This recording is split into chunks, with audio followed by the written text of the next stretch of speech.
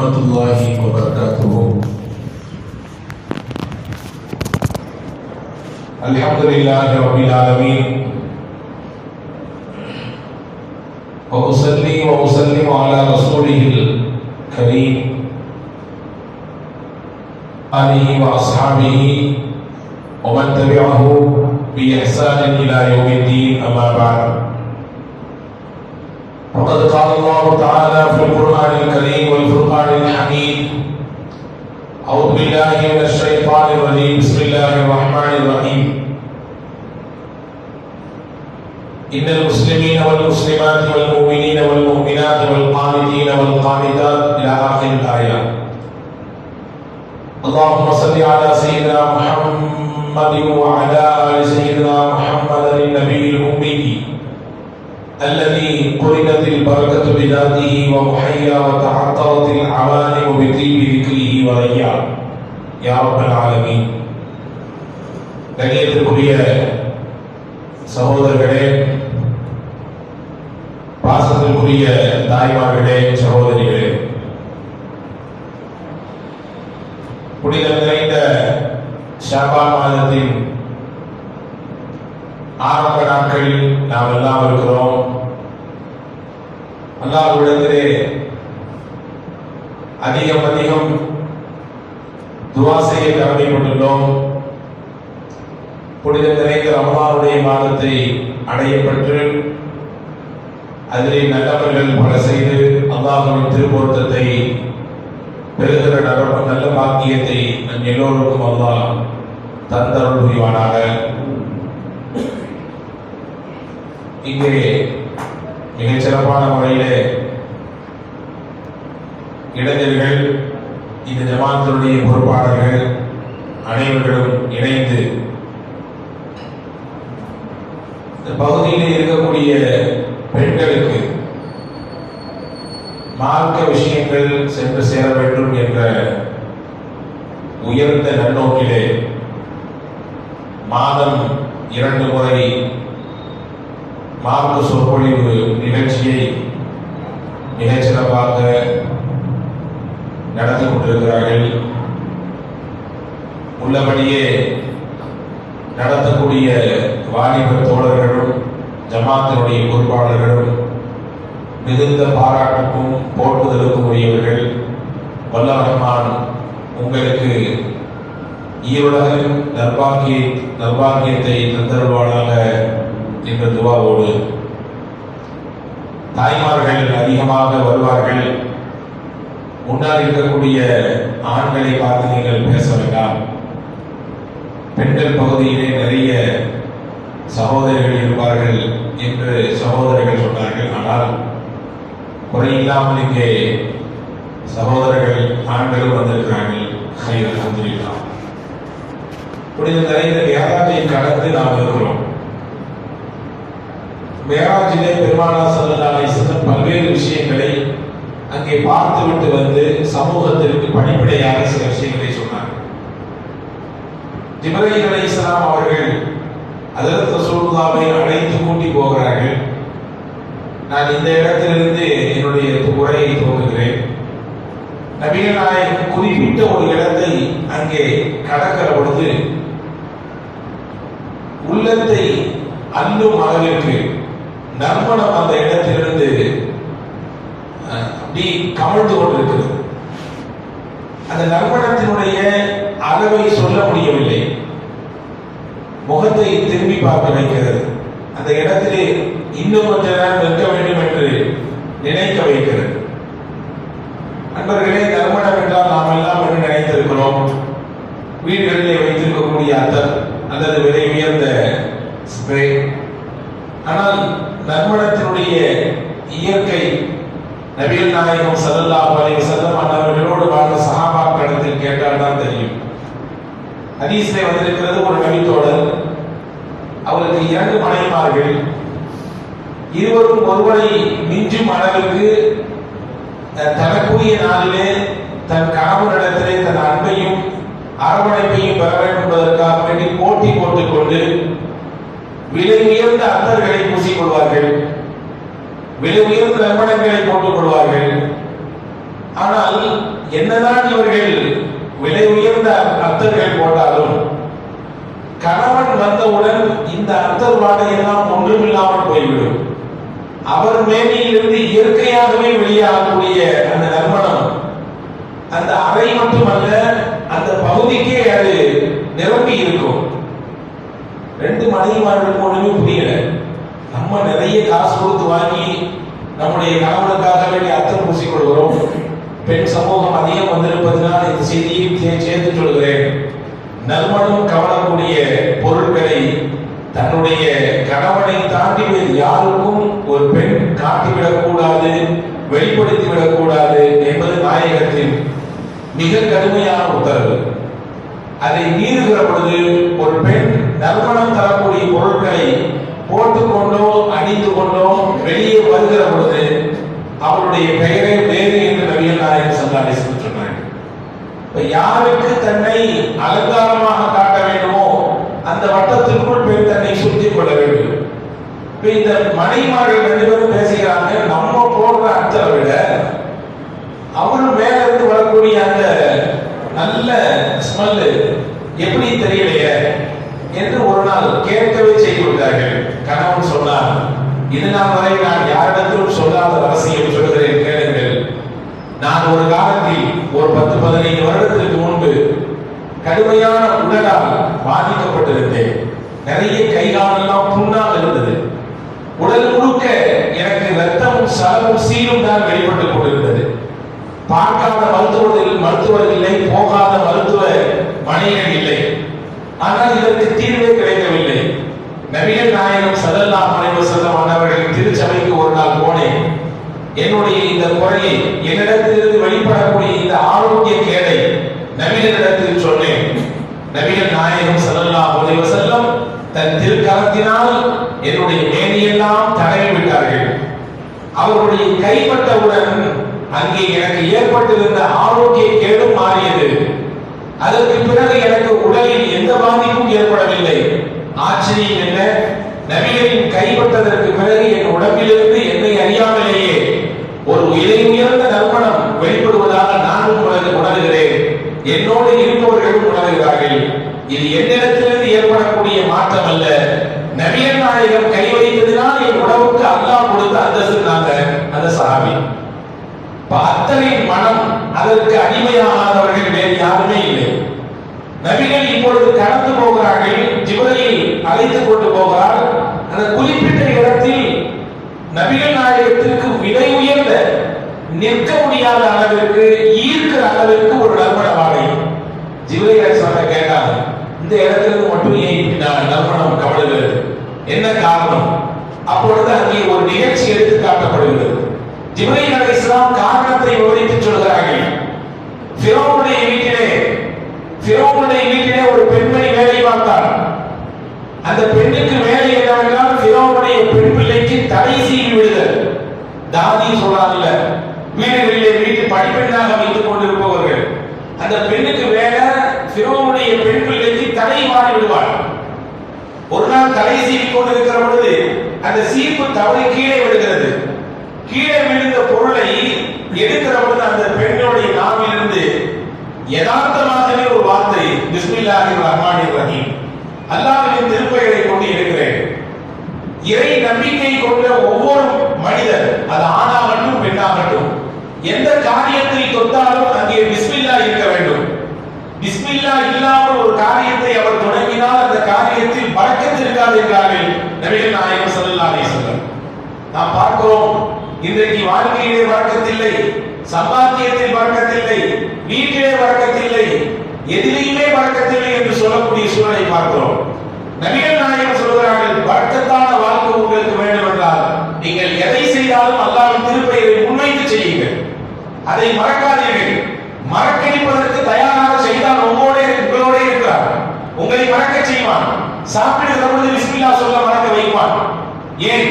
நபிகள் நாயகம் ஸல்லல்லாஹு அலைஹி வஸல்லம் ஒரு ஆண் ஒரு தன்னுடைய மனைவியோடு இணைகிற இல்லறத்தில், ஒரு பெண் தன் கணவனோடு அந்தரங்கத்தில் தனிமையில் இருக்கக்கூடிய அந்த இல்லற வாழ்வை மேற்கொள்கிற பொழுதும் கூட அல்லாஹ்வின் திக்ரை மறந்து விடாதீர்கள். பிஸ்மில்லா சொல்லி உங்களுடைய அந்த இல்லற வாழ்க்கையை துவங்குங்கள்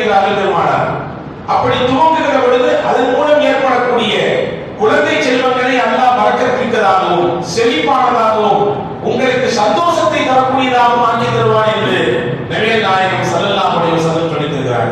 இப்போ முஸ்லிமின் வாழ்க்கையின் எல்லா பக்கங்களிலும் அவன் என்ன செய்ய நினைத்தாலும், அது ஆணாகட்டும் பெண்ணாகட்டும், வீட்டிலே சமையல் செய்கிறோம் நாம் வீட்டு பெண்கள், கிராமங்களில் எல்லாம் இன்னைக்கு பழக்கம் இருக்கிறது. தலையிலே முக்கால் இல்லாமல் கைப்பிடி அரிசியை எடுத்து பானைக்குள்ளே போடுவதில்லை. பிஸ்மில்லா சொல்லி தலையிலே சீலை அந்த முக்காலை போட்டுக்கொண்டு அதற்கு பிறகுதான் போடுவார்கள் இல்லையா? ஆனால் இன்னைக்குரிய நிறுவனம் என்ன? பாங்கு சத்தம் கேட்கிறது, வீட்டிலே டிவி சத்தமும் அதை விட அதிகமாக கேட்கிறது. பாங்கு சத்தம் பள்ளியிலிருந்து காதை துடைக்கிறது, ஆனால் அங்கே சீரியலின் சத்தமும் நம்முடைய காதை அந்த பாங்கை மிஞ்சும் அளவிற்கு கேட்கிறது. இப்ப தலைகீழாக மாறி போய்விட்டது. இதனால் தானோ என்னவோ நம் வாழ்க்கையில் வாழ்க்கை ஒன்றும் இல்லாமல் போய்விட்டது. இப்ப பிஸ்மில்லா என்பது நம் வாழ்க்கையின் எல்லா விஷயங்களிலும் நாம் செய்ய வேண்டிய, கடைபிடிக்க வேண்டிய விஷயம். இப்ப விஷயத்துக்கு வாங்க. அந்த தடை செய்து விடுகிற பெண் கீழே சீப்பை போட்டார், எடுக்கிற பொழுது பிஸ்மில்லா என்று சொன்னார். ஃபிரௌனுடைய மகளுக்கு ஆச்சரியம், என்ன அல்லாஹ்வின் பெயரை கொண்டார். என்னுடைய வாப்பா ஃபிரௌன் தான எல்லாத்துக்கும் இறைவன், அவர் அப்படிதான் சொல்லிட்டு இருந்தார் ஃபிரௌன். ஆனா ரப்புக்குமுல் அலா, நானே உங்களுடைய மேலான இறைவன் என்று சொல்லிக் கொண்டிருந்தார். ஏன் வாப்பா அல்ல, என்னுடைய அத்தா தான இறைவன், நீ வேற யாரையும் சொல்றிய? உனக்கும் எனக்கும் இறைவன் அல்லாஹ் தான் அந்த அம்மா சொன்னாங்க. இல்ல எங்க அப்பா தான் இறைவன், உங்க அப்பாவுக்கு இறைவன் அல்லாஹ் தான். அந்த அம்மா கொண்ட கொள்கையிலிருந்து பின்வாங்குற மாதிரி தெரியல. தலையெல்லாம் வாங்கி பிடிச்ச நேரம் அந்த பொண்ணு அப்பாட வீடு திருவண்ண போய் சொல்லிச்சு, இந்த மாதிரி நீ அப்பா ஊரு ஃபுல்லா என்னை வணங்கு வணங்கு சொல்லிட்டு இருக்கீங்க, உங்க வீட்டுல வேலை பார்க்கக்கூடிய ஒரு தாதி, ஒரு பெண்மணி அல்லாஹ்வை வணங்குகிறது, அவன் தான் ஒருவன் என்று சொல்லுகிறது. நீங்க ஊர் முழுக்க தமிழ் படிச்சிருக்கீங்க, நான் தான் இறைவன், நான் தான் இறைவன், உங்கள் வீட்டிலே மிகப்பெரிய ஓட்டை இருக்கிறது என்று சொன்னவுடன் ஃபிரௌன் கூப்பிட்டு விசாரித்தான். அந்த பெண்மணி தயக்கப்படவில்லை, அந்த பெண்மணி பின்வாங்கவில்லை. ஆமாம், நான் வணங்குகிறேன், மூசா எந்த இறைவனை முன்னெடுத்தாரோ அதே இறைவனை தான் நான் ஒரு இறைவனாக ஏற்றுக்கொண்டிருக்கிறேன், நான் இணை வைக்க மாட்டேன், அந்த அல்லாஹ்வுக்கு மாற்றம் செய்ய மாட்டேன், அவன் தான் அல்லாஹ், நீயும் நானும் இந்த உலகத்தின் அனைத்து படைப்புகளையும் படைத்தவன் அவனே என்று தன்னுடைய ஏகத்துவ கொள்கையை வெளிப்படுத்துகிறது. ஃபிரௌனால ஜீரணிக்க முடியல. நான் ரப்புன்னு சொல்லிட்டு இருக்கேன், என்னையும் சொல்லாம நீ வேற யாரையும் சொல்ற, ஒழுங்கா அந்த வாக்கிலிருந்து வாபஸ் வாங்கிடு, இல்லைன்னா உன்னை தண்டிப்பேன். நீங்க என்ன தண்டனை கூட நான் ஏத்துக்கிறேன், பரவாயில்ல, உன்னை மட்டும் தண்டிக்க மாட்டேன், உன் குடும்பத்தோடு சேர்த்து உன்னை தண்டிப்பேன், உன் பிள்ளைகளையும் சேர்த்து தண்டிப்பேன், சின்ன சின்ன பிள்ளைகளோட இருக்கிறது எல்லாவற்றையும் சேர்த்து தண்டிப்பேன் என்று சொன்னான் ஃபிரௌன். அந்த பெண்மணி அசரவே இல்லை. என்ன பெரிய தண்டனை வேண்டுமானாலும் தான், எனக்கும் தான் என் பிள்ளைகளுக்கு தான், இந்த கனிமாவுக்காக வேண்டி நான் சொன்னதற்காக வேண்டி தண்டிக்க வேண்டும் என்று இருந்தால் அதை மனப்பூர்வமாக ஏற்றுக்கொள்ள நான் தயார், என்ன வேண்டாலும் செய், ஆனா ஒண்ணு இறப்பு நான் ஒரு நாள் சொல்ல மாட்டேன். பூமியுடைய தன்மையே அதுதானே, இந்த இந்த நெற்றி யாருக்கு மட்டும்தான் சரியா செய்யும், அல்லாஹ்வுக்கு மட்டும்தான். அல்லாஹ்வை விடுத்து வேறு யாருக்கும் வணக்கம் செய்யும் முறை எந்த முஸ்லிமின் வாழ்க்கையிலும் இருக்கவே இருக்காது. அது யாராகட்டும், எவ்வளவு பெரிய அந்தஸ்தில் இருக்கக்கூடியவராகட்டும், எவ்வளவு பெரிய பதவியில் இருக்கக்கூடியவராகட்டும், எவ்வளவு பெரிய ஆச்சரியங்களை வெளிப்படுத்துகிறவராகட்டும், அவருக்கு முன்னால் நம்முடைய நெற்றியை கொண்டு வைப்பதோ, அவரை கடவுள் என்று நினைப்பதோ, அவருக்கு மிகப்பெரிய சக்தி இருக்கிறது என்று நினைப்பதோ ஒரு முஸ்லிமின் வாழ்க்கையில் இருக்காது. அந்த அம்மா உறுதியா இருந்தாங்க, இவன் பயன்படுத்தலாம். உறுதியை சீர்குலைப்பதற்கு எதிரிகளின் திட்டம் பயன்படுத்துது, எதையாவது சொல்லி பயன்படுத்துது, பயமுறுத்தி உள்ளத்தில் ஒரு விதமான அச்சத்தை ஏற்படுத்துவது. ஆனா ஒண்ணு புரிஞ்சுங்க, யாருடைய உள்ளத்தில் ஈமான் பரிபூர்ணமாக நிறைந்திருக்கிறதோ அந்த பயமும் பூச்சாண்டியும் அவர்களை ஒன்றும் செய்யாது. பூச்சாண்டித்தனமும் பயமும் யாரும் அவர்களை அசைத்து பார்க்க முடியாது. அல்லாஹ் சொல்றான், அல்லதீன கால லஹும் நாஸ் இன்னன் நாஸ் கத் ஜமஉ லகும் ஃபஹ்ஷவுஹும் ஃபஸாதஹும் ஈமானா. மக்கள் எல்லாம் ஒன்று கூடி அந்த இறை நம்பிக்கை கொண்ட மக்களை, உங்களை அப்படி செஞ்சிருவாங்க, உங்களை இப்படி செஞ்சிருவாங்க, நாட்டை விட்டே துரத்திடுவாங்க, அப்படி சட்டம் போடுவாங்க, இப்படி சட்டம் போடுவாங்கன்னு சொல்லி அந்த மக்களை பயன்படுத்தினால் அவர்கள் பயப்பட மாட்டார்கள். ஃபஸாதுஹும் ஈமானா, அவர்களுடைய இறை நம்பிக்கையின் அந்த நம்பிக்கையின் அளவு இன்னும் அதிகமாக கூடும், இன்னும் அதிகரிக்கிறது. அந்த இறை நம்பிக்கையை நோக்கி அவர்கள் இன்னும் அதிகமாக முன்னேற்றி செல்வார்கள் என்று திருக்குர்ஆன் சொல்லுது. இது உண்மை மூமியுடைய அடையாளம், இலக்கணம். இப்ப இந்த அம்மா, அந்த அம்மாவை பயன்படுத்தலாம் ஃபிரௌன். எப்படி பயன்படுத்தா தெரியுமா? கடுமையான விறகுகள், பெரிய பெரிய கட்டைகளை எல்லாம் போட்டு ஒரு பிரம்மாண்டமான நெருப்பு குண்டம். அந்த நெருப்பு குண்டத்துக்கு மேலே ஒரு பெரிய சட்டி, அந்த சட்டியிலே சட்டி முக்கால் அளவுக்கு நீர் நிரப்பப்படுகிறது. அந்த நீர் 1 மணி நேரம் அல்ல, 2 மணி நேரம் அல்ல, நாட்கணக்கிலே கொதிக்க வைக்கப்படுகிறது. தண்ணி கொதிச்சுட்டே இருக்குங்க, தகதக என்று கொதித்துக் கொண்டிருக்கிறது. அந்த தண்ணீர் கொதிக்கும் அந்த நேரத்திலே ஃபிரௌன் கூப்பிட்டு சொன்னான், நீ உன் கொள்கையிலிருந்து பின்னாடி போயிரு, இல்லன்னா உன்னை மட்டும் இல்ல உன் பிள்ளைகளையும் சேர்த்து இந்த தண்ணீர்ல போட்டுருவேன், இந்த வெந்நீர்ல இந்த சுடுதண்ணியில போட்டு விடுவேன். போட்டால் என்ன ஆகும் தெரியுமா? நாட்கணக்கில் கொதித்துக் கொண்டிருக்கக்கூடிய நீர் சதையும் எலும்பும் துண்டுகளாக போய்விடும். உள்ளே போட்டால் நீ விடுறியா இல்ல தூக்கி உள்ள போடவா? அந்த அம்மா சொன்னாங்க, நான் கொண்ட கொள்கையிலிருந்து பின்வாங்கினாதான் இதிலிருந்து தப்பிக்க முடியும் என்று இருந்தால், அப்படி ஒன்றும் நான் பின்வாங்கி தப்பிக்கணும்ன்ற எந்த அவசியம் எனக்கு இல்லை. என்னை தண்டிக்க நினைச்சா தண்ணி பரவாயில்ல, உன்ட கடைசியா ஒரே ஒரு விண்ணப்பம் மட்டும் வைக்கிறேன். எனவே என்னை தூக்கி இந்த நீரில் போடுவேன் என்று சொல்கிறார், போட்டுக்கொள். என் குழந்தையும் சேர்த்து போடுவேன் என்று சொல்கிறார், போட்டுக்கொள், பரவாயில்லை. உள்ளே போட்டவுடன் எலும்பை விட்டு சதை கலந்துவிடும். சதை கலந்ததற்கு பிறகு என்னுடைய எலும்புகளை மட்டும் எங்க எல்லா எலும்பையும் சேர்த்து ஒரே இடத்துல புதைச்சு தனித்தனியா ஆகிறாரு. நானும் என் பிள்ளைகளையும் என்னுடைய பிள்ளைகளும் அல்லாஹ்வையும் அல்லாஹ்வின் தூதராக மூசாவையும் ஏற்றுக்கொண்டு ஓரிரை கொள்கையிலே நிலைத்து நிலைப்பாடோடு இருந்திருக்கிறோம். யாருக்கும் பயப்படல. எனவே வாழும் பொழுதும் நாங்கள் இந்த கலிமாவுக்காண்டி ஒன்றா இருந்தோம். நாங்கள் மரணித்த பிறகும் எங்களுடைய எலும்புகளையாவது ஒன்றாக நீ அடக்கம் செய்ய வேண்டும் என்று அந்த பெண்மணி சொன்னது. கடைசி வரை விடாப்படியாக கொள்கையிலே உறுதியாக இருந்ததினால் ஃபிரௌனுக்கு தாக்க முடியவில்லை. அடுத்தடுத்து இந்த மாதிரி நபர்கள் ஏற்படக்கூடாது என்று பயந்தான். அந்த குடும்பத்தை அப்படியே தூக்கி அந்த சுடுதண்ணீரிலே போட்டான். சொன்னதை போன்று எலும்பை விட்டு சதை கலந்தது. இறுதியிலே அந்த எலும்பை மட்டும் ஒரு இடத்தில் நல்லடக்கம் செய்யப்பட்டது. நீங்க கேட்கலாம், அந்த நல்மணத்திற்கும் இங்கு இந்த நிகழ்ச்சிக்கும் என்ன தொடர்பு என்று. நபிகள் நாயகத்திற்கு ஜிப்ரீல் அலைஹிஸ்ஸலாம் இப்பொழுது விளக்கம் கொடுத்தார்கள். அந்த பெண்மணியும் அந்த பெண்மணியினுடைய பிள்ளைகளும் எந்த இடத்தில் அடக்கம் செய்யப்பட்டாரோ அந்த எலும்புகள் அடக்கம் செய்யப்பட்ட இடத்திலிருந்துதான் நபியே நறுமணம் கமழ்ந்து கொண்டிருக்கிறது என்றார்கள் நபிகள் நாயகம் ஸல்லல்லாஹு அலைஹி வஸல்லம். அல்லாஹ்வின் மார்க்கத்திற்காக வேண்டி தங்களை அர்ப்பணித்த ஒரு குடும்பம், ஒரு பெண், அந்த பெண்ணை சார்ந்த பிள்ளைகள், அவர்களுடைய இடத்திலிருந்து ஏற்படக்கூடிய நறுமணம் தான் இது நபியே என்று ஜிப்ரீல் அலைஹிஸ்ஸலாம் சொன்னார்கள். அப்பொழுதுதான் நபிகள் நாயகம் ஸல்லல்லாஹு அலைஹி வஸல்லம் அல்லாஹ்வின் ஏக இறைவனின் திருவசனத்தை அவர்கள் நினைத்து பார்க்கிறார்கள். அலம் தர கைஃப தரபல்லாஹு மஸலன் கலிமத்தன் தய்யிபத்தன் கஷஜரத்தின் தய்யிபத்தின் அஸ்லுஹா சாபித்துன் வ ஃபர்உஹா ஃபிஸ் ஸமா. அல்லாஹ்வின் வார்த்தையாக இருக்கக்கூடிய, ஏகத்துவத்தின் வார்த்தையாக இருக்கக்கூடிய லா இலாஹ இல்லல்லாஹ் என்ற வார்த்தைக்கு உதாரணம், அந்த மனமான வார்த்தைக்கு உதாரணம், மனமான மரத்திற்கு உதாரணம். மனமான மரம் என்றால் எது? அல்லாஹ் அடுத்த வசனத்திலே சொல்கிறான், அந்த மரத்தினுடைய வேர் இந்த பூமியிலே ஊன்றி பிடிக்கப்பட்டிருக்கும், அதனுடைய கிளைகள் எல்லாம் நல்ல விரிந்து பறந்திருக்கும்.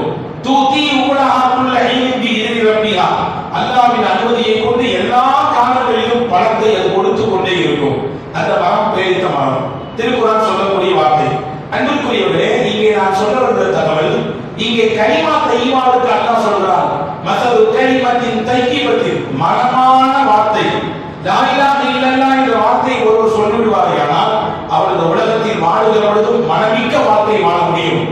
அவர் இந்த உலகத்தை விட்டு மரணித்த பிறகும் மனமிக்க வாழ்க்கையை அவர் நுகர முடியும் என்பதற்கு மிகப்பெரிய சான்றுதான் இந்த ஃபிரௌனுடைய வீட்டிலே வேலை பார்த்த அந்த பணிப்பெண் என்பதை நபிகள் நாயகம் ஸல்லல்லாஹு அலைஹி வஸல்லம் அவர்கள் சொல்லித் தருவார்கள். அப்போ நமக்கு முன்னால் வாழ்ந்த ஈமானிய பெண்கள் எல்லாம் தங்களுடைய இறை நம்பிக்கையை பேணி பாதுகாப்பதற்காக வேண்டி, அல்லாஹ்வையும் அல்லாஹ்வின் தூதருக்கும் கட்டுப்படுவதற்காக வேண்டி எவ்வளவு பெரிய தியாகங்களையும் எவ்வளவு பெரிய முயற்சிகளையும் எடுத்திருக்கிறார்கள் என்று படிக்கிற பொழுது அந்த நிகழ்ச்சிகளும் வரலாறுகளும் நம்முடைய வாழ்க்கைக்கு மிகப்பெரிய உந்து சக்தியாகவும் படிப்பினை தரும் நிகழ்வாகவும் இருக்கிறது. அன்புக்குரிய பெருமக்களே, அன்னை தாய்மார்களே, சஹாபிய பெண்களின் வரலாறுகளை வாசிக்க வேண்டும். சஹாபிய பெண்களும் நல்லவர்களும் எப்படிப்பட்ட முன்னுதாரணமான வாழ்க்கை வாழ்ந்தார்கள். பொதுவாகவே வரலாறுகள் ஒரு முன்னாள் காலத்தில் நடந்த நிகழ்ச்சிகளை வாசிக்கிற பொழுது, கேட்கிற பொழுது அதிலிருந்து பாடமும் படிப்பினையும் நம் வாழ்க்கைக்கு கிடைக்கும். நம்முடைய யதார்த்தமான நிகழ்கால வாழ்க்கைக்கு, நாம் சந்திக்கக்கூடிய பிரச்சனைகளுக்கு, நாம் நடக்கக்கூடிய காலத்தில் ஏற்படக்கூடிய சங்கடங்களுக்கு அதில் தீர்வுகளை எல்லாம் வைத்திருப்பான். அந்த வரிசையில் ஏராளமான சஹாபிய பெண்கள், ஏராளமான சாலிஹான பெண்களுடைய வாழ்க்கை நமக்கு நிறைந்த பாடத்தை சொல்லித் தருகிறது. அதில் ஒன்று ரெண்டு விஷயத்தை மட்டும் நான் உங்களுக்கு மேற்கோள் காட்ட விரும்புகிறேன். நபிகள் நாயகம் ஸல்லல்லாஹு அலைஹி வஸல்லம் அன்னவர்கள் திரு மகளார் ஹஜ்ரத் அன்னை ஃபாத்திமா ரலியல்லாஹு தஆலா அன்ஹா, ஃபாத்திமா ரலியல்லாஹு அன்ஹாவுக்கு நிகர் அவர்கள்தான். அவர்களுக்கு ஒப்பு உமை என்பது கிடையாது. எனவேதான் ஸல்லல்லாஹு அலைஹி வஸல்லமுடைய மரணத்தின் சமயத்திலே கலங்கி போய் இருக்கிறார்கள் அன்னை ஃபாத்திமா ரலியல்லாஹு தஆலா. கலக்கத்திற்கு என்ன காரணம்? ஸல்லல்லாஹு அலைஹி வஸல்லம் கூப்பிட்டு காதுல ஒரு செய்தி சொல்லுவாங்க தானே, அந்த செய்தியை கேட்டவன ஓணும் அழுவாங்க. மறுபடியும் இன்னொரு தடவை காதுல ஒரு செய்தி சொல்வார்கள், அதை கேட்டவுடன் சிரிப்பார்கள். இது விளக்கம் தெரியல, மற்ற பெண்களுக்கெல்லாம் புரியல. அதற்கு அன்னை ஆயிஷா ரலியல்லாஹு அன்ஹா கேட்கிறாங்க. அதற்கு ஃபாத்திமா சொல்றாங்க, இது எனக்கும் என் தகப்பனாருக்கும் உள்ள ரகசியத்தை நான் அந்த ரகசியத்தை சொல்ல முடியாது என்று சொல்லுகிறார்கள். அதற்கு ஃபாத்திமா ரலியல்லாஹு அன்ஹா அதற்கு அடுத்து கொஞ்ச நாளைக்கு பின்னாடி ரசூலுல்லாஹி வஃபாத்துக்கெல்லாம் பின்னாடி அதற்கு ஆயிஷாவை பார்க்கக்கூடிய சூழல் ஏற்படுகிறது. இப்ப அன்னை ஆயிஷா கேட்டாங்க ரலியல்லாஹு அன்ஹா, ஃபாத்திமா நாயிட்ட கேட்டாங்க, அன்னைக்கு நடந்த நிகழ்ச்சியினுடைய விளக்கம் என்னன்னு கேட்டாங்க. அப்ப அதற்கு ஃபாத்திமா சொன்னாங்க, முதல் தடவை என் காதிலே ரசூலுல்லாஹ் சொன்னது, எனக்கு மரணம் நெருங்கி விட்டது, நான் உலகத்தை விட்டு பிரிய போகிறேன் என்று சொன்னார்கள். அதை என்னால் தாங்கிக்க முடியல, எனவே நான் அழுதேன். இரண்டாவது செய்தி என்ன சொன்னார்கள்? எனக்கு மரணம் வந்துவிட்டது என்பது உண்மைதான், ஆனால் நான் போனதற்கு பிறகு என்னை வந்து என் குடும்பத்தில் சந்திக்கிற முதல் நபர் நீதான். அதாவது என்னுடைய மறைவிற்கு பிறகு என்னுடைய குடும்பத்திலிருந்து முதலாவதாக என்னை சந்திக்கக்கூடிய நபர் நீதான் என்று அர்த்தம். முதல் மரணம் உனக்கு தான் ஏற்படும். என் குடும்பத்திலேயே எனக்கு பின்னாடி வரக்கூடிய முதல் நபர் நீங்க தான். அதற்கு ஃபாத்திமா நாயகி ரலியல்லாஹு அன்ஹா சிரிச்சாங்க. அப்பாவாகவே இருக்கணுமே, பெத்த தகப்பனாகவே இருக்கணுமே, எனக்கு முன்னாடி நீயும் வந்து நான் வஃபாத்தாக போறேன், நீயும் வந்துடுறியா என்று கேட்டா இந்த காலத்து பெண்கள் என்ன சொல்லுவாங்க? போறதோடு சேர்த்து என்னையும் சேர்த்து கூட்டி போலாம் ஆசைப்படுறீங்களா? நீங்க போங்க, என்னை ஏன் இருக்கிறீங்க என்று சொல்லி உதவ பார்ப்பார்கள். ஆனா அன்னை ஃபாத்திமா ரலியல்லாஹு அன்ஹா சிரிச்சாங்க. ஃபாத்திமா நாயகியுடைய வாழ்க்கை அவ்வளவு தூய்மையானது, அப்படிப்பட்ட வாழ்க்கைக்கு சொந்தக்காரர். காரணம் நபிகள் நாயகம் ஸல்லல்லாஹு அலைஹி வஸல்லம் வளர்த்த பிள்ளை அல்லவா, ரசூலுல்லாஹ் தானே. அதற்கு ஃபாத்திமாவுக்கு தாயும் தகப்பனும். தாய் ஹதீஜாவாக இருக்கலாம் ரலியல்லாஹு அன்ஹா, ஆனால் ஹதீஜா நாயகி அதற்கு ஃபாத்திமா சின்ன பிள்ளையா இருக்கும் பொழுது ஹஜ்ரத் ஹதீஜா வஃபாத் ஆயிட்டாங்க. சின்னதிலிருந்து வளர்த்து ஆளாக்கி அவர்களை உருவாக்கிய பெருமை ஹஜ்ரத் ஃபாத்திமா ரலியல்லாஹு அன்ஹா அவர்களை உருவாக்கிய நபிகள் நாயகம் ஸல்லல்லாஹு அலைஹி வஸல்லம். எனவேதான் கதீஜாவுடைய வஃபாத்தை சொல்லுவாங்க. கதீஜா நாயகி கடைசி நேரத்துல ரொம்ப மரணத்தினுடைய பிடியில் இருக்கிற பொழுது ஹஜ்ரத் கதீஜா ரலியல்லாஹு அன்ஹா ரசூலுல்லாஹ்வை அழைத்து சொல்லுவாங்க, யா ரசூலுல்லாஹ், உங்களிடத்தில் அதை வாங்கிட்டாங்க இதை வாங்கிட்டாங்கன்னு நான் கேட்டதே இல்லை என் வாழ்க்கையில. எனக்கு அதை கொடுங்க இதை கொடுங்கன்னு கேட்டதில்லை, எல்லாத்தையும் கொடுத்தாங்க. ஹஜ்ரத் கதீஜா தன்னிடத்தில் ஏற்பட்டு இருந்த திரண்ட செல்வத்தை எல்லாம் கொடுத்தாங்க. இஸ்லாத்திற்காக வேண்டி ஒரு குண்டு மணியாக கூட சேர்த்து வைக்கவில்லை. சேர்த்து வைக்கிறது ஒரு விஷயம் இல்ல, கொடுத்துட்டு புலம்பல்ல, எல்லாத்தையும் கொடுத்து அவங்களுக்கு இன்னைக்கு அடுத்ததுல கொண்டீங்க புலம்பவே இல்லை. அவங்க வாழ்நாள் கொடுத்ததை பத்தி நினைச்சு பார்க்கவே இல்லை.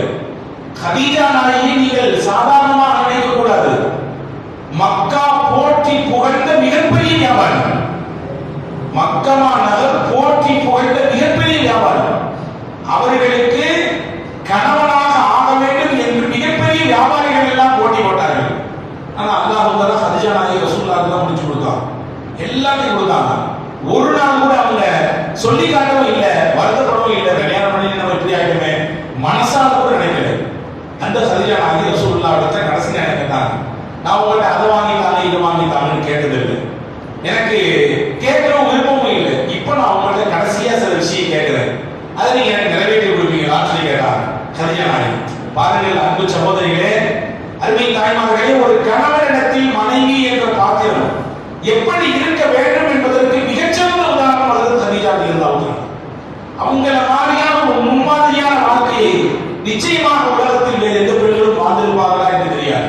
எனவே ரசூலுல்லாஹ் சொன்னாங்க, கமுல மினர் ரிஜாலி கஸீருன் வலம் யகுமுல் மினன் நிசாஇ இல்லா மரியம் பின்த் இம்ரான் வாசியா இம்ராத் ஃபிரௌன் வ கதீஜா பின்த் குவைலித். ஆண்களிலே பல நபர்கள் பரிபூரணத்துவத்தை அடைந்திருக்கிறார்கள், கமாலியத்து பெற்றிருக்கிறாங்க. ஆனால் பெண்கள்ல சொல்லும்படியாக யாரும் இல்லை. ஆனால் மரியம் அந்த கமாலியத் பரிபூரணத்துவம் பெற்றவர்கள். அதே போன்று ஃபிரௌனுடைய மனைவி ஆசியா அந்த பரிபூரணத்துவம் பெற்ற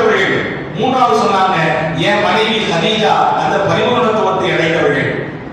பெண்கள் 100% பரிபூரணத்துவத்தை பெற்றவர்களில் இவங்க 3 பேரும் முக்கியமானவங்க. நான் சொல்லாரே இப்ப அந்த கதீஜா நாயகி ரலியல்லாஹு தஆலா தன்னுடைய மரணப்படுக்கையில் இருக்கிற பொழுது கேட்கிறார்கள், அருமை நாயகம் ஸல்லல்லாஹு அலைஹி வஸல்லம், யா ரசூலல்லாஹ், எதுவும் உங்களிடத்திலே கேட்டதில்லை, இப்பொழுது நான் கேட்கிறேன். நான் மரணத்தின் வாசலுக்கு வந்துவிட்டேன், நான் வஃபாத்தாகிவிட்டால் உங்கள் மேனியிலே பட்ட அந்த ஆடை எனக்கு கஃனாக இருக்க வேண்டும், அதை வைத்துதான் எனக்கு நீங்கள் கஃன் புரிய வேண்டும், செய்வீர்களா என்று கேட்டார்கள். ஸல்லல்லாஹு அலைஹி வஸல்லம், இதை விட எனக்கு வேற என்ன வேலை? என் மனைவி, என் ஆவியின் மனைவி ரசூலுல்லாஹ் கதீஜா அவர்களுடைய அடுத்த கல்யாணத்தை யோசிச்சு கூட பார்க்கல.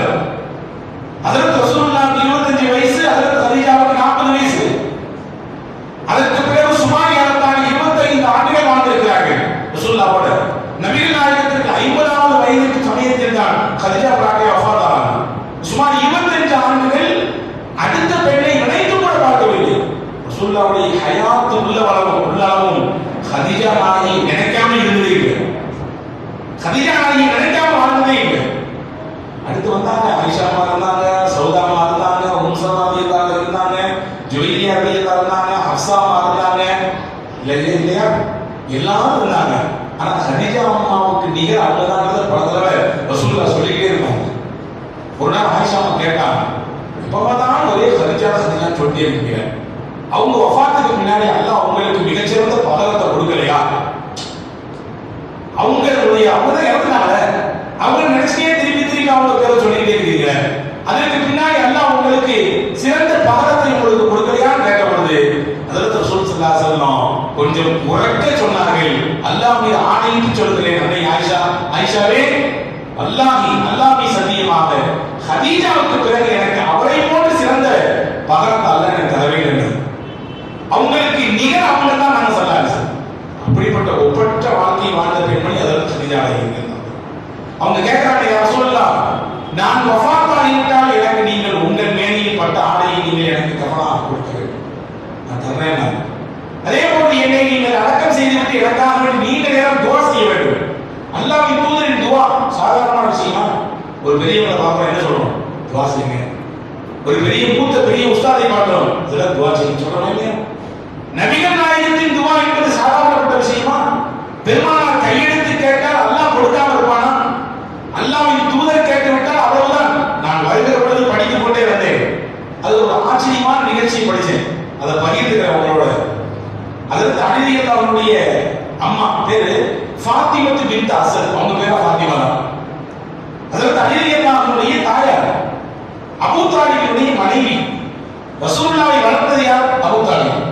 அபூ தாலிப் தான் வளர்க்கிறார். பாட்டனாருக்கு பின்பு அந்த பொறுப்பை எடுக்கிறார் அபூ தாலிப். அபூ தாலிபுக்கு பக்கபலமாக இருந்து வளர்ப்பிலே மிகப்பெரிய பங்காற்றியவர்கள் இந்த ஃபாத்திமத்து பின்த் அஸத். இவங்க வஃபாத்தான பின்னாடி ரசூல் ஸல்லல்லாஹு அலைஹி வஸல்லம் குழி வெட்டாங்க அந்த கபர்ல. ஒரு வஃபாத் ஆயிட்டாங்கன்னா போய் அவங்களுடைய ஜனாசா எடுக்கிறதுக்கு ஒரு 4 மணி நேரத்துக்கு முன்னாடியே அந்த கபர்ல குழி தோண்ட ஆரம்பிச்சிடறாங்க. குழி தோண்டிட்டு இருக்காங்க மதீனால.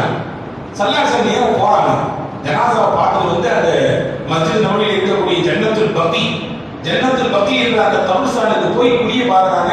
கொஞ்சம் தான் தோண்டிக்கிறாங்க. ஸல்லல்லாஹு அலைஹி வஸல்லம் கீழே இறங்கினாங்க, கபரை தோண்டாங்க, முழுமையாக தோண்டி மண்ணை எடுத்து மேலே போட்டு அந்த கபருக்குள்ள கொஞ்ச நேரம் படுத்தாங்க.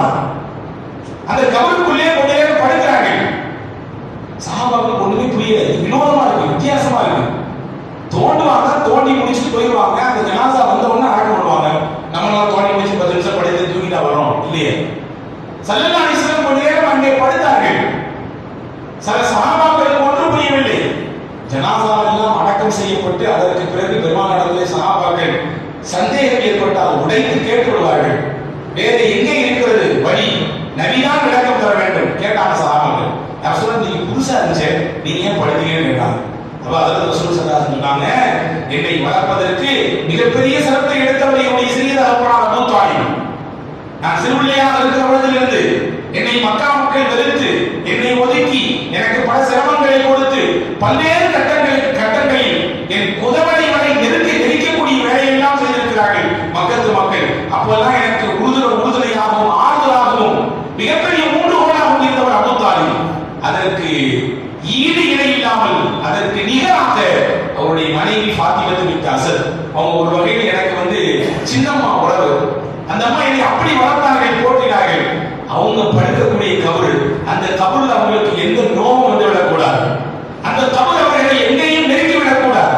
அவர்களுக்கு அந்த கபர் வேதனையை தந்து விடக்கூடாது. எனவேதான் நான் அதற்குள்ளே படுத்து அவர்களுக்காக துவா செய்து விட்டு எழுந்தேன் என்றார்கள் சொன்னார்.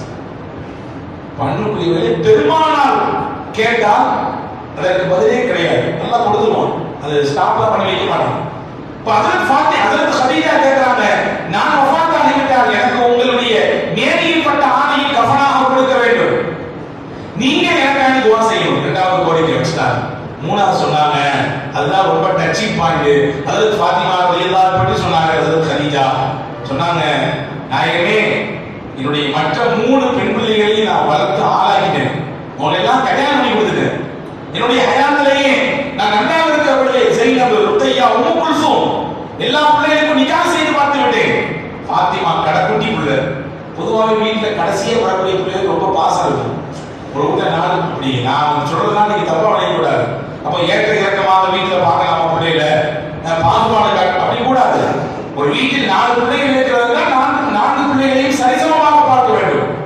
ஆண் பிள்ளை ஒரு மாதிரி பார்ப்ப, பொம்பளை பிள்ளை ஒரு மாதிரி பார்ப்ப, மூத்த பிள்ளை ஒரு மாதிரி பார்ப்ப, இளைய பிள்ளை ஒரு மாதிரி பார்ப்ப, நடுப்பிள்ளை ஒண்ணுமே கண்டுகிறது அப்படிலாம் கூடாது.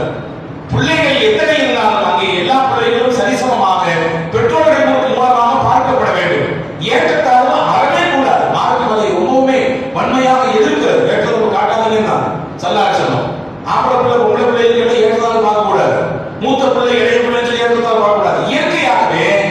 இயற்கையாகவே கடைசியாக பிறக்கக்கூடிய பிள்ளைகள் மீது பெற்றோர்கள் அதிகமான பாசம் இருக்கும். இப்ப கடைசி பிள்ளை ஃபாத்திமா, அந்த பிள்ளை இப்பதான் உருவாகி வளர்ந்து வருகிறது. இந்த பிள்ளைக்கு எதுவுமே செய்யவில்லை என்றும் இப்ப சொன்னாங்க, ஹஜ்ரத் கதீஜா, நீங்க தான் அந்த பிள்ளைக்கு தாயாகவும் இருக்க வேண்டும், தகப்பனாகவும் இருக்க வேண்டும். என்னுடைய கடைசி கட்டம், நான் இதோ மரணப்படுக்கையில் இருக்கிறேன். என் பிள்ளை ஃபாத்திமாவுக்கு நீங்கள் தாயாகவும் இருக்க வேண்டும், தகப்பனாகவும் இருக்க வேண்டும். ஸல்லல்லாஹு அலைஹி வஸல்லம் ஸல்லல்லாஹு அலைஹி வஸல்லம் இருந்தார்கள். மதீனாவுக்கு எங்கே போய்விட்டு மதீனாவுக்கு வந்தா ரசூலுல்லாஹ் எங்க வருவாங்க? நீங்க ஹதீஸ் எடுத்து தேடி பாருங்க. மதீனாவுக்குள்ளே ரசூலுல்லாஹ் எந்த பயணத்திற்கு போய்விட்டு, அது வியாபார நிமித்தமாகவோ போர் நிமித்தமாகவோ அல்லது வெளியுறவு தூதரக விஷயமாகவோ எங்க போயிட்டு மதீனாவுக்குள்ளே என்ட்ரி ஆனாலும் ஸல்லல்லாஹு அலைஹி வஸல்லம் முதல்ல யார்கிட்ட போய் நிற்பாங்க? ஹஜ்ரத் ஃபாத்திமாட்ட போய் நிற்பாங்க. ஹஜ்ரத் ஃபாத்திமா ரலியல்லாஹு பார்த்து அங்கே நின்று அவர்களுக்கு நெற்றியிலே முத்தம் கொடுத்து அவர்களை ஆரம் தழுவி கொஞ்ச நேரம் பேசி அவர்களுக்கு கொஞ்ச நேரம் ரிலாக்ஸா இருந்துட்டு அடுத்த மனைவிமார்களை சந்திக்க போவார்கள். அன்புக்குரிய பெருமக்களே, ரசூலுல்லாஹ்வுடைய முழு கண்காணிப்பில் வளர்ந்த பெண் ஹஜ்ரத் ஃபாத்திமா ரலியல்லாஹு அன்ஹா. ரசூலுல்லாஹ்வுடைய முழு பார்வையில் உருவாகிய பெண் ஹஜ்ரத் ஃபாத்திமா ரலியல்லாஹு அன்ஹா. எனவேதான் என்னமோ அல்லாஹ் தஆலா சொர்க்கத்தில் பெண்களுக்கு எல்லாம் தலைவியாக்கினான் அம்மாவை. ரசூலுல்லாஹ்வுடைய முழு பார்வையில் வளர்ந்து ஆளாகி உருவானதால் அவர்களுக்கு அல்லாஹ் சொர்க்கத்தில் அந்தஸ்தை உயர்த்தி கொடுத்தார்.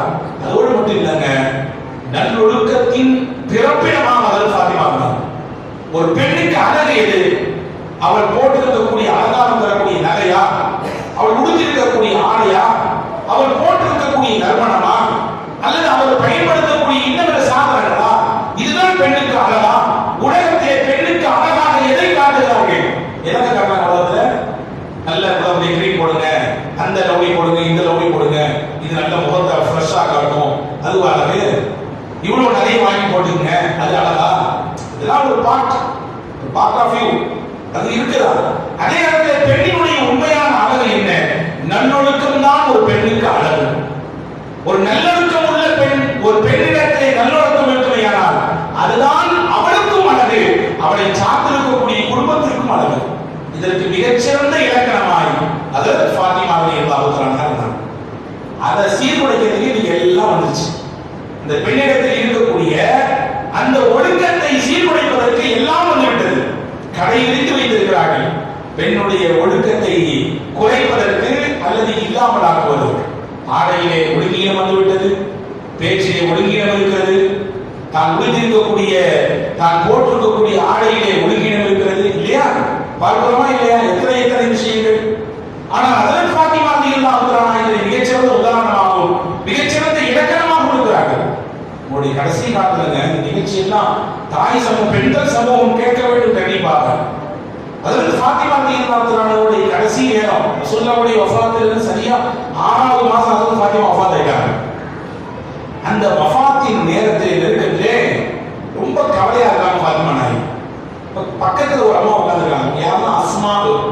ஹஜ்ரத் அபூபக்கர் ரலியல்லாஹுடைய மனைவி. அபூபக்கர் ரலியல்லாஹுடைய மகன் பேரு அஸ்மா தான். ரசூல் ஹஜ்ரத் அபூபக்கர் ரலியல்லாஹு இன்னொரு மனைவி இருந்தாங்க, அவங்க பேரு அஸ்மா தான். அஸ்மா பின்த் உமைஸ். அஸ்மா பின்த் உமைஸ் ரலியல்லாஹு அன்ஹா இருந்தாங்க. உங்களுடைய கவலையை பார்த்துட்டு என்னங்க நீங்க எதை யோசிச்சிருக்கீங்க, என்ன பிரச்சனை உங்களுக்கு என்று கேட்டபோது அதாவது ஃபாத்திமா ரலியல்லாஹு அன்ஹா அதனுடைய உள்ள கிடப்பில் இருந்த விஷயத்தை சொல்றாங்க. இந்த மாதிரி நான் வாழும் காலம் வரை எந்த அந்நிய ஆடவர்களின் கண்ணில் படாத அளவிற்கு நான் என்னை அமைத்துக் கொண்டேன், என்னுடைய வாழ்க்கையை அமைச்சுட்டேன். அந்த மரண படுக்கையில் இருக்கிறேன். நான் வஃபாத்தானதற்கு பிறகு என்னுடைய தேகத்தை, என்னுடைய உடலின் அமைப்பை எந்த ஆண்களும் பார்க்க கூடாது. எனக்கு ரொம்ப வருத்தமா இருக்குது. அங்கே ஆரம்பத்தில் எப்படி இருந்தது என்றால், ஒருவர் வஃபாத்தாகிவிட்டால் அவரை கஃன் செய்து துணியை வச்சு நல்லா சுத்தி ஸ்ட்ரக்சர் இருக்குல்ல, ஆம்புலன்ஸ்லாம் செய்யறாங்க, அந்த மாதிரி ஸ்ட்ரக்சர்ல தூக்கி வச்சு அப்படி கொண்டு போவாங்க. நம்ம ஊர்களில் இருக்கிற மாதிரி சந்தூக்லாம் இல்லை, ஃபுல்லா கவர் பண்ணி உள்ள இருக்கக்கூடிய பாடியோட எந்த சேஃபும் தெரியாத அளவுக்கு ஃபுல்லா கவர் பண்ணி அதுக்கு மேல துணி போட்டு மூடி கொடுக்குறோமே. இந்த மாதிரியான அமைப்பு எல்லாம் ஆரம்பத்தில் இல்லை. வெறும் ஸ்ட்ரக்சர் தான், அது மேல பாடி இருக்கும், 4 பக்கத்துல 4 பேர் சேர்ந்து போவாங்க. ஃபாத்திமா நாயகி என்ன கவலைப்பட்டாங்கன்னா, என் உடலை அந்நிய ஆண்கள் பார்க்காத அளவிற்கு நான் பேணி பாதுகாத்தவள். நிச்சயமாக எனக்கு அது தெரியும். 100% அதிலே நான் உறுதியானவளாக இருக்கிறேன். நான் வஃபாத்தானதற்கு பிறகு அது எப்படி ஆகும் தெரியலையே, கவலையில் இருக்கேன். நான் இப்போ அஸ்மா பின்த் உமைஸ் எல்லாம் செய்தி சொன்னாங்க. இந்த மாதிரி அபிசீனியாவுக்கு ஹிஜ்ரத் போன பெண்கள் நானும் ஒருத்தவங்க, ஜாபிர் ரலியல்லாஹு சேர்ந்து, ஜாஃபர் பின் அபீ தாலிபோடு சேர்ந்து, என் கணவன் முதல் கணவன் அவரோடு சேர்ந்து நான் அபிசீனியாவுக்கு ஹிஜ்ரத் போயிருக்கிறேன். அபிசீனியா நாட்டினுடைய வழக்கம் என்னவென்றால், அங்கே யாராவது இறந்து விட்டால் அவர்களை வைத்து அதற்கு மேலே ஒரு மூடியை போன்று போட்டு அதற்கு உள்ளே இருக்கக்கூடிய பாடி வெளியே தெரியாத அளவிற்கு மறைத்து தான் கொண்டு போவார்கள். இன்னைக்கு நம்ம இருக்கிற பழக்கம், அந்த மாதிரியா பழக்கம் அபிசீனியா ஆரம்பத்தில் இருந்திருக்கு. ஃபாத்திமா நாயகி கடைசி இடத்துல இருக்கிறாங்க. எப்படியாவது அல்லாஹ்வின் தூதருடைய மகன், நான் சொல்கிறேன், எனக்காக வேண்டிய அந்த மாதிரியான ஒரு ஏற்பாட்டை செஞ்சிருங்க. என்னைய ஸ்ட்ரக்சர் செஞ்சுட்டு போக கூடாது. என்னை நீங்க ஃபுல்லா கவர் பண்ணி தான் கொண்டு போகணும். அதற்கு உண்டான ஏற்பாடு என்னவோ அதை கலீஃபா அபூபக்கர் இடத்தில் சொல்லி நீங்கள் அதற்கு ஏற்பாடு செய்து என்னை ஃபுல்லா கவர் பண்ணி தான் கொண்டு போகணும்னு சொன்னாங்க. அதே மாதிரி அதற்கு அஸ்மா பின்த் உமைஸ் ரலியல்லாஹு அன்ஹா அவர்கள் கலீஃபா அபூபக்கர் ரலியல்லாஹு இடத்தில் சொல்லி அதற்கு உண்டான ஏற்பாட்டை செய்து அவர்கள் வஃபாத்துக்கு அப்படிதான் கொண்டு போனாங்க. இது ஒரு செய்தி. இது செய்தி நீங்க சாதாரணமா பார்க்கலாம். ரசூலுல்லாஹி ஸல்லல்லாஹு அலைஹி வஸல்லம் சஹாபாக்கள் அறிவிப்பு செய்கிறார்கள், நாளை மறுமையிலே அல்லாஹ் எல்லோரையும் அழைப்பான். ஒவ்வொருவரும் நாம் செய்ததற்கு கூலியை அங்கே அனுபவிக்க காத்திருக்கிறோம். நாம் செய்த பாவத்திற்கு தண்டனையும் அங்கே அனுபவிக்க வேண்டும்.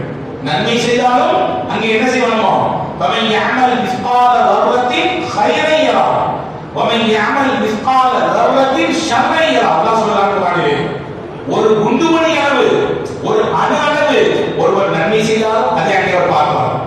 பள்ளிவாசலுக்கு வெளியே போனாரு, ஒரு சின்ன பிளேடு ரோட்ல கிடச்சி பார்த்த உடனே அவர் மனசுல ஐயோ பிளேடு கிடக்குது, ஏதாவது ஒரு பைக் போச்சு அல்லது சைக்கிள் போச்சுன்னா அது பட்டு பஞ்சர் ஆயிரும், அல்லது யாருக்காவது பட்டா கிழிச்சிடும். உடனே குளிக்க எடுத்து அந்த பிளேடு ஓடத்தை போட்டார். பார்த்தா சின்ன செயல் மாதிரி தெரியுது. அல்லாஹ் சொல்றான், இந்த சின்ன செயலுக்கும் அல்லாஹ்விடத்தில் கூலி உண்டு. அது எவ்வளவு பெரிய கூலி அங்க போய் பார்த்தா தெரியும். ஒரு சின்ன தவறு நீங்கள் செய்தால் அதற்கும் அல்லாஹ்விடத்திலே அதனுடைய தீமையை நீங்கள் பார்த்து தான் ஆக வேண்டும். நம்ம சர்வசாதாரண நினைப்போம், இது சாதாரண விஷயம் தானே, ஒரு பார்வை தானே, அப்படி ஒரு பார்வை பார்த்தா என்ன அப்படி நினைப்போம். அந்த பார்வையினுடைய தீமை என்ன என்பதை நீங்கள் அங்கே போய் தான் பார்க்க வேண்டும். ஒரு நன்மை செய்தாலும் அங்கே பார்ப்போம், ஒரு தீமை செய்தாலும் அங்கே பார்ப்போம். எல்லாமே அல்லாஹ் அழைப்பான்.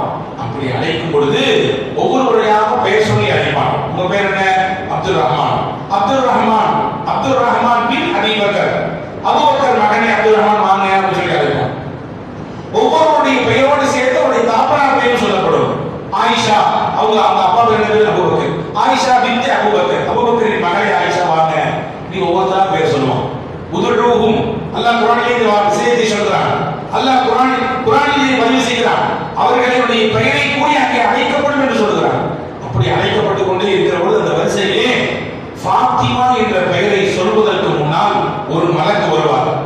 மலக்கு வந்து உலக மக்கள் எல்லாம் கூடி இருக்கக்கூடிய அந்த இடத்திலே சொல்வார், ஆண்களே, அந்நிய ஆண்களே, எல்லோரும் உங்களுடைய பார்வையை தாழ்த்துங்கள், கீழே பாருங்கள் சொல்லுவாங்க. அந்த மலக்கு சொல்வார், எல்லோரும் பார்வையை கீழே தாழ்த்துங்கள். இப்பொழுது அழைக்கப்படுகிற நபர் இறை தூதர் முஹம்மது நபி ஸல்லல்லாஹு அலைஹி வஸல்லம் அன்னவர் அப்படியே பார்த்து கீழே போடுங்க, ஒருத்தரும் குனிந்து நிமிர்ந்து பார்த்துடக் கூடாது என்றார். அந்த மலக்கு சொல்வார். உடனே எல்லோரும் கீழே பார்ப்பார்கள். அழைக்கப்படும், யா ஃபாத்திமா பின்த் முஹம்மதின் ஸல்லல்லாஹு அலைஹி வஸல்லம். உடனே ஃபாத்திமா நாயகி ரலியல்லாஹு தஆலா அன்ஹா எழுந்து அல்லாஹ்வின் சன்னிதானத்திற்கு வருவார்கள். இங்கே நிகழ்ச்சி என்னவென்றால், உலகத்தில் கற்பொழுக்கத்தோடும் நல்லொழுக்கத்தோடும் வாழ்ந்ததினால் நாளை மறுமையிலும் அந்த அந்தஸ்தை அல்லாஹ் அந்த ஃபாத்திமா ரலியல்லாஹு கொடுக்கிறான். எவ்வளவு பெரிய பாக்கியம்! மறுமையில யாராவது எந்த பெண்ணாவது பார்க்கிறதுக்கு மனசு வருமா? உலகத்தில் வேண்டுமானாலும் இருக்கலாம். நிறைய பேர் நீங்க கூட அனுபவிச்சுக்கலாம். ஹஜ்ஜி உம்ராவுக்கு போனா தெரியும் உங்களுக்கு. இந்த காபாவை சுத்தும் பொழுது எல்லாரும் சேர்ந்துதான் சுத்துவோம். ஆண் பெண் எல்லாம் கடந்துதான் அங்கே தவாப் செய்கிறோம். அரபாவிலும் முஸ்தலிஃபாவிலும் மினாவிலும் எல்லாரும் கடந்துதான் இருக்கிறோம். அங்கே யாருக்காவது ஏதாவது தவறான எண்ணம் பிறக்கிறதா? இந்த பெண்ணை பார்க்க வேண்டும், அந்த ஆணை பார்க்க வேண்டும், இந்த தோட்டத்தை பார்க்க யாருக்காவது எண்ணமாக பிறக்கிறதா? இல்லை. காரணம் அங்கே முழுக்க முழுக்க இறைச்சிந்தனை. அல்லாஹ்வின் ஆலயத்திற்கு முன்னால் இருக்கிறோம், அல்லாஹ்வின் கட்டுப்பாட்டுக்கு கீழே இருக்கிறோம் என்ற சிந்தனையிலே நாம் மூழ்கடிக்கப்பட்டு விட்டோம். எனவே சிந்தனை வரல, வேற சிந்தனை வரல. என்ன பார்க்கறது விடுங்க, கூட்டக்கூடிய குடும்பத்தாருடைய நண்பருமானே அங்க போனா மகன் என்னாச்சு, மனைவி என்னாச்சு, சாப்பிட்டு வச்சதா, எதுவும் இல்லை. அங்க போனா முழுக்க முழுக்க அது ஒரு வேறு உலகம். அது அங்கே போனா சிந்தனையே மாறிவிடுது இல்லையா? காவால போனாலேயே நமக்கு சிந்தனை மாறிவிடுது. அல்லாஹ்வின் சன்னிதானத்தில் நின்னா எப்படி நிற்போனமோ அங்கே ஒவ்வொருவரும் எதை யோசித்துக் கொண்டிருப்பார்கள்? யானசி, என்னுடைய ஆத்மாவுக்கு என்ன ஏற்பட போகிறது, நான் எப்படி கணக்கு கொடுக்க போறேன், நான் என்னுடைய எக்ஸாம்ல பாஸ் ஆக போனா ஃபெயில் ஆக போனா எனக்கு என்ன நடக்க போகுது, என்னுடைய அடுத்த கட்ட நகர்வு என்ன, சொர்க்கமா நரகமா, எங்கே எனக்கு தீர்ப்பாக போகிறது என்று ஒவ்வொருவரும் தன்னை குறித்து அச்சத்திலும் பீதியிலும் உடைந்திருக்கிற அந்த நேரத்திலே யாருக்காவது யாரையாவது பார்க்கணும் சிந்தனை முதல் வருமா? சிந்தனை முதல்ல ஏற்படுமா? அந்த இடத்திலும் கூட அல்லாஹ் சொல்கிறான், ஃபாத்திமா நாயகி பார்க்கறாங்க, பார்வையை கீழே போடணும்னு சொல்றாங்கன்னா, ஃபாத்திமா நாயகி ரலியல்லாஹு அன்ஹா அந்தஸ்து எவ்வளவு உயர்ந்தது, எவ்வளவு மகோன்னதமானது, எவ்வளவு மகத்துவமிக்க நல்லொழுக்கமுள்ள பெண்ணாக அந்த பெண்மணி வாழ்ந்திருப்பார்கள் என்பதை நாம் கவனத்தில் கொள்ள வேண்டிய தேவை இருக்கிறது. அன்பு சகோதரர்களே, அருமை தாய்மார்களே, அப்படிப்பட்ட பெண் சமூகத்தை உருவாக்கி தர வேண்டும் என்ற நல்ல எண்ணத்தில் தான் 3 நாள் நிகழ்ச்சிகள் நடக்கிறது.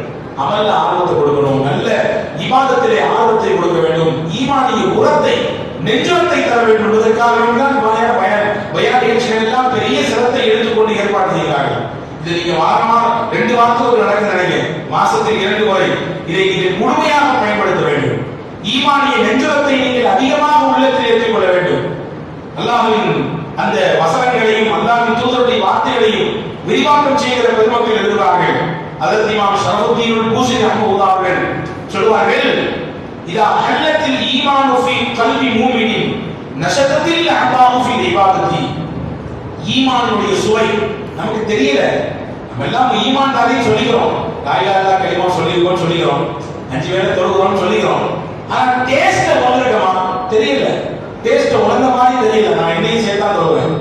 ஆனா அதற்கு இமாம் பூசி ரஹ்மத்துல்லாஹி சொல்றாங்க, இதா ஹல்லத்தில் ஈமானு ஃபீ கல்பி மூமினின், ஒரு இறை விசுவாசி மூமினுடைய கல்விலே ஈமானுடைய டேஸ்டை அவர் உணர்ந்து கொள்வாரேயானால், ஈமானுடைய சுவையை அவர் உணர்ந்து கொள்வாரேயானால், நஷதத்தில் அல்லாஹு ஃபில் இபாதத்தி, அவருடைய உறுப்புகள் எல்லாம் இபாதத் செய்வதில் ரொம்ப ஆர்வமாயிடும். அவர் கண்ணு நினைக்கிறதுக்கு முன்னாடி ஆட்டோமேட்டிக்கா தனச்சந்திர திறந்துடும். அவருடைய காலு பாங்கு சொல்லும் பொழுதே அவர் கால் பள்ளிவாசல் நோக்கி நடக்க ஆரம்பிச்சிடும். அவர் கைக்கு வீட்டுல வாங்க சொல்லியாச்சு, நேரம் ஆயிடுச்சு, வஸ்து போயக்கூடாது, உடனே சொல்லாம சொல்லி வீட்டை எடுத்து விரிக்க ஆரம்பித்து விடுவார்கள். அவருடைய திருவாய் நாவு திருக்குறானின் வசனத்தையும் அல்லாஹ்வின் திக்ரிலும் அல்லாஹ்வின் தூதருடைய ஸலவாத்திலும் ஈடுபடுத்திக் கொள்ள ஆசைப்படும். அப்ப இதற்கெல்லாம் அடிப்படை என்ன? ஈமானினுடைய சுவை, இறை நம்பிக்கையுடைய அந்த டேஸ்ட். அது தெரிஞ்சிருச்சுன்னா உறுப்புகள் சும்மா இருக்காது. இவரே நினைக்காம உறுப்பு சும்மா இருக்காது, எதிர்க்க ஆரம்பிச்சிடும். இபாதத்தில் அது மூழ்கி போய்விடும் என்று அதற்கு இமாம் பூசி ரஹ்மத்துல்லாஹி சொல்றாங்க. அன்பிற்குரியவர்களே, அப்படிப்பட்ட ஈமானின் சுவையை தரக்கூடிய முக்கியமான இடங்களில் ஒன்றுதான் பள்ளிவாசல். பள்ளிவாசல் நடைபெறக்கூடிய அல்லாஹ்வை பற்றியும் அல்லாஹ்வின் தூதரை பற்றியும் பேசுகிற இடங்கள்.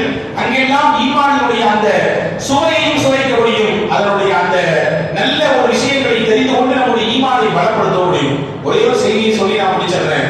சஃப்வான் இப்னு முஅத்தல் ரலியல்லாஹு அன்ஹு என்ற ஒரு சஹாபி ரசூலுல்லாஹி ஸல்லல்லாஹு அலைஹி வஸல்லம் திருச்சபையிலே அமர்ந்திருக்கிறார். பாருங்க, சஹாபியை பெண்கள் என்னென்ன விஷயத்தெல்லாம் பத்தி கம்ப்ளைண்ட் கொண்டு வந்தாங்க ரசூலுல்லாஹ். எதை பத்தி பெருசா சொல்ல வந்தாங்கன்னு பாருங்க. அதாவது சஃப்வான் பின் முஅத்தல் ரலியல்லாஹு சபையில உட்கார்ந்திருக்காங்க, ரசூலுல்லாஹ்வுடைய சபையில. அவங்க மனைவி வராங்க, வந்து சொன்னாங்க, யா ரசூலுல்லாஹ், என்னுடைய கணவனை பத்தி 3 கம்ப்ளைண்ட் சொல்ல போறேன், 3 குற்றச்சாட்டு. அவரிடத்துல இருக்கா இல்லையா நீங்க கேட்டு விசாரிச்சதுக்கு தீர்வு கொடுக்கணும். சஃப்வான் ரசூலுல்லாஹ் பார்த்தாங்க, என்ன ஏதோ சொல்றாங்க, கேளுங்க பாக்கலாம். நாங்க சஃப்வான் கேட்டாங்க, என்ன தம்மா சொன்னாங்க, ரசூலுல்லாஹ் காலையில ஃபஜ்ருக்கு போக மாட்டேங்கிறாரு, ஃபஜ்ருக்கு போகாம வீட்டுல இடம் தூங்குறாரு. சல்லல்லாஹு பார்த்தாங்க, அடுத்த கம்ப்ளைண்ட் சொல்லுங்க, நான் தொழுதா நீங்க சொல்லவே விட மாட்டேங்கிறாரு. நீ பார்த்தாங்க, 3வது சொல்லுங்க, நோம்பு வச்சா நோம்பு வைக்காதுன்னு சொல்றாரு. 3 கம்ப்ளைண்ட், முக்கியமான கம்ப்ளைண்ட்ங்க. நீங்க இந்த மாதிரி கம்ப்ளைண்ட் சொல்றதுக்கு பெண்கள் நம்ம இருக்கிறாங்களா? எதை பத்தி கம்ப்ளைண்ட்? அவங்க பக்கத்துல உள்ள அதை வாங்கியாச்சு, நம்ம அதை வாங்கல, அங்க புதுசா வாங்கப்பட்டிருக்கு, புதுசா 42 இன்ச்சாமா, நம்ம வீட்டுல 24 இன்ச் தான் இருக்குது, என்ன ஆச்சு அடுத்து வரலையே, அங்க 4 வீல் வந்தாச்சு, இங்க 2 வீல் தான் இருக்குது, 4 வீல் எப்போ வரப்போகுது இல்லையா? சின்ன சின்ன விஷயங்களுக்காக வேண்டி பெரிய முறைப்பட்டுக் கொள்கிறோம் அப்படின்னு. ஆனா சாமி பெண்கள் பாருங்க எப்படி கம்ப்ளைண்ட் பண்றாங்க. ரசூலுல்லாஹ் 3 கேட்டு 3 கம்ப்ளைண்ட் உண்மைதானே கேட்டாங்க, தீர விசாரிப்பதே நீங்க அப்படிதானே உடனே கேட்டாங்க. சஃப்வான் 3 கம்ப்ளைண்ட் உண்மைதானா? 3 உண்மைதான், ஆனா 3க்கும் காரணம் இருக்கு சொல்லிடுறேன். சஃப்வான் என்ன காரணம் சொல்லுங்க. நான் யா ரசூலுல்லாஹ், இந்த மாதிரி நான் வந்து ராத்திரி எல்லாம் ஒரு யூதருடைய தோட்டத்தில் வேலை பார்க்கிறேன், நைட் ஷிஃப்ட் எனக்கு, அதிகாலை சமயத்தில் தஹஜ்ஜுடைய நேரத்தில் தான் நான் வீட்டுக்கே வருவேன். வந்தால் நான் தஹஜ்ஜுதெல்லாம் தொழுது முடித்துவிட்டு கொஞ்சம் கண்ணாயெல்லாம் என்று நினைப்பேன், படுப்பேன், சுபுஹ் போயிடும், எந்திரிச்சு வர சூரியன் உதயமாயிரும். வேறனே படுக்கிறது இல்லை, சுபுஹ கதாட்சியோட எண்ணத்துல படுக்கிறது இல்லை, சுபுஹ கோட்டவளன்ற எண்ணத்துல படுக்கிறது இல்லை. கொஞ்ச நேரம் கொஞ்சம் அசதியா இருக்க, கொஞ்சம் முதுகை சாக்கலான்னு நினைச்சு படுப்பேன். ஆனா அப்படியே கண்ணை கொண்டு போயிருந்து என்ன செய்ய தெரியல. சல்லல்லாஹு சொன்னாங்க, எப்போ நீ எந்திரிக்கிறியோ அப்போ ஃபஜ்ர் தொழுவேன். அதற்கு 40 நிமிஷம் பண்ண பயான்லயே இந்த வார்த்தை தான் எனக்கு ரொம்ப பிடிச்சிருக்கு அப்படின்னு நீங்க நினைச்சிட்டு வீட்டுல போய் 4 இருந்து அமல் செஞ்சாருங்க. சல்லல்லாஹு அலைஹி வஸல்லம் யாருக்கு சொன்னாங்கன்னா சஃப்வான் பின் முஅத்தலுக்கு மட்டும் சொன்ன விஷயம். எப்போ எந்திரிக்கிறீங்களோ அப்ப தொழுதுங்கன்றது அவங்களுக்கு மட்டும். நீ மட்டும் சென்னையில இருந்து வரைய சொன்னாருங்க, எனக்கு பேசினாரு, ஃபஜ்ர் எப்போ தொழுதுக்கு எஞ்சிக்க தொழுது சொல்றாரு, 10 மணிக்கு இருந்தாலும் 10 மணிக்கு தொழுகலாமா அப்படின்னு சொல்லி பேசுறாருங்க. அப்ப தகவல் வேற மாதிரி எனக்கு வந்துருக்குது. பண்டிகையுடைய சஃப்வான் பின் முஅத்தலுக்கு மட்டும் சொன்னாங்க. சரி, விஷயம் முடிஞ்சிருச்சு. 2வது கேட்டாங்க, தொழுத அடிக்கடி நாம என்ன விஷயம் கேட்டாங்க. நான் சொல்லலாம், அல்லாஹ்வின் தூதரே, எனக்கு 2 சின்ன சின்ன பிள்ளைங்க இருக்கு, எல்லாம் கை குழந்தைங்க.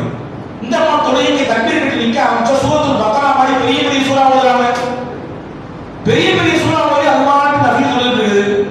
பச்சை குழந்தை பொதுவாகவே பெண்களிடத்தில் ஆண்களை விட பொறுமை ரொம்ப அதிகம். எனவே தான் குழந்தை வளர்ப்பிலே மிகப்பெரிய பங்கு தாய்மார்களுக்கு உண்டு. நீ பாருங்க, இந்த நர்சரி பிரைமரி ஸ்கூல்லாம் பெண்களை தான் வந்து டீச்சரா வருவாங்க. ஆண்கள்லாம் சார்மார்கள் வாத்தியமார்கள் 6ஆம் வகுப்பு மேலதான். இந்த 5ஆம் வகுப்பு வரைய நீ பெரும்பாலும் பாருங்க, பெண்கள் தான் அங்கே வகுப்பு ஆசிரியராக இருக்கா. காரணம், அந்த பிள்ளைகளுடைய அந்த சைக்காலஜியை புரிஞ்சுட்டு அதுக்கு தக்கவாறு பொறுமையோடு அதை கையாண்டு போகக்கூடிய பக்குவம் பெண்கள் அதிகம். ஹாஸ்பிட்டல்லாம் பாருங்க, கம்பவுண்டர்களை விட நர்சுமார்கள் அதிகம். காரணம், பெண்களுக்கு இயற்கையிலேயே பொறுமை ரொம்ப அதிகம். இப்ப எனவே அன்புக்குரியவர்களே, அந்த சஃப்வான் பின் முஅத்தல் என்ற கணவன் சொல்றாரு பாருங்க, சின்ன பிள்ளைய நான் எவ்வளவு நேரம் வச்சுட்டு இருப்பேன், அது மாதிரி தொழுதுட்டு இருக்கேன், நான் என்ன செய்யறது, அதெல்லாம் தொடாதுன்னு சொல்லி தடுத்தேன்னு சொன்னாங்க. இப்ப சல்லல்லாஹு அலைஹி வஸல்லம் அந்த பெண்ணை பார்த்து திரும்பி சொன்னாங்க, ஏமா நீங்க பாட்டு பெரிய பெரிய பக்ரா மாதிரி சொல்ல போதா என்ன அர்த்தம், கொஞ்சம் சுருக்கமா போய் தொழுதுங்க, நஃபிலான தொழுது, கொஞ்சம் வசனங்களை சுருக்கி கொள்ளுங்கள் என்றார்கள். அடுத்து 3வது முக்கியமான காரணம், நோம்பு வச்சா நோம்பு வைக்கக்கூடாதுன்னு சொல்லி நாம என்ன விஷயம். ஆமையா சொல்லலாம், இரவெல்லாம் ராத்திரி ஷிஃப்ட்டுக்கு நான் போயிடுறேன், என்னுடைய வேலை பணம் அப்படி இருக்கிறது. பகல் காலங்களிலே நான் என் மனைவியிடத்தில் தேட வேண்டிய சில பணிகள் இருக்கிறது. என் மூலமாக என் மனைவிக்கு கிடைக்கக்கூடிய விஷயம், என் மனைவியிடத்திலிருந்து எனக்கு தர வேண்டிய சில நிம்மதிகள் எல்லாம் இருக்கிறது. பக்கத்துல போனா வராணிய பக்கத்துல நோம்பு வச்சுன்னு சொல்றாங்க, நான் என்ன பண்ணணும்? நான் ஒரு இளைஞர், நான் ஒரு வாலிபர், பகல் காலங்கள் தான் என்னால் இல்லத்தில் இருக்க முடியுது. இப்ப சல்லல்லாஹு சொன்னாங்க, நஃபிலான நோம்புக்கு தான் இது சட்டம். எனக்கு என்ன, பெண்கள் இதை கேட்டுட்டு ரமலான் வருது நீங்க அமல் செய்யக்கூடாது. நஃபிலான நோன்பு ஒரு பெண் வைப்பதாக இருந்தால்